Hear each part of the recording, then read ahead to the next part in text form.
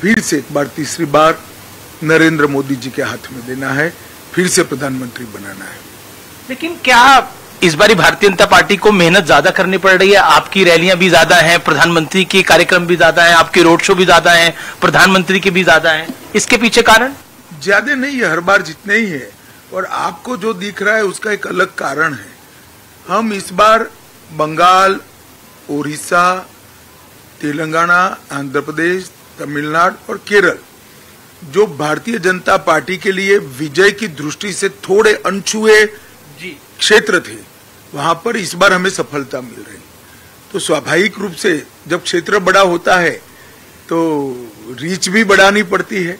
तो मुझे तो बहुत अच्छा लग रहा है कि एक क्षेत्र है जो मैं अध्यक्ष था तब हम लोगों ने सब शुरुआत करा था संगठन बनाने का। मोदी जी की लोकप्रियता का प्रभाव ही है कि आज वहां पर कमल खिल रहा है। मैं यहाँ के कार्यकर्ताओं से बात कर रहा था, वो कह रहे थे कि आप यहाँ पर बाय रोड ट्रैवल करते थे इस इलाके के अंदर, और 10 साल में अब आप नवीन बाबू को चैलेंज कर रहे हैं।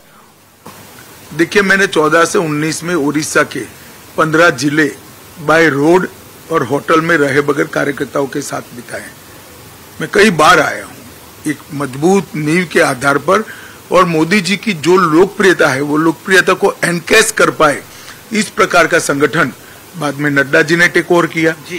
तो इस प्रकार का संगठन जो बना है वो मुझे तो बड़ा आनंद है कि आज मोदी जी पर जो उड़िया जनता का भरोसा है, तेलुगु जनता का जो भरोसा है, वो देखकर मन में बहुत बहुत आनंद होता है। क्या आपको लगता है, क्योंकि आपने तेलुगु जनता की बात करी, तेलुगु स्टेट्स, ओडिशा, क्या आपको लगता है इस बारी भारतीय जनता पार्टी यहाँ एक बड़ा सरप्राइज देने वाली है? प्रधानमंत्री ने मेरे साक्षात्कार में भी बोला एक बड़ा सरप्राइज आएगा दक्षिण भारत से। क्या तेलुगु स्टेट से और ओडिशा से भी एक बड़ा सरप्राइज आएगा अमित जी? कोई सरप्राइज नहीं है, अब सर्वविदित है, मतदान हो चुका है तेलुगु स्टेट्स में।